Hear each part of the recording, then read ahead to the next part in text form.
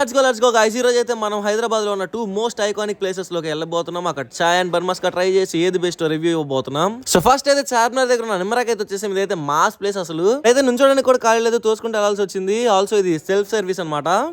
For 200 rupees worth, we only got this.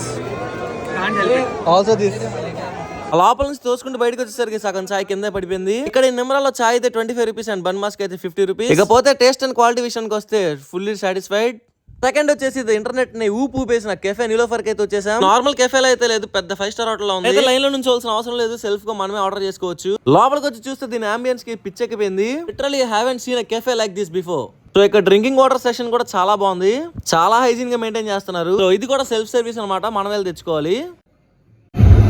So bill 280 అయింది. 280కి మనకు వచ్చిన ఐటమ్స్ ఇవి. చూద్దాం వర్ధ అయిపోగాదు. నిలోఫర్ నార్మల్గానే ఉంది, బట్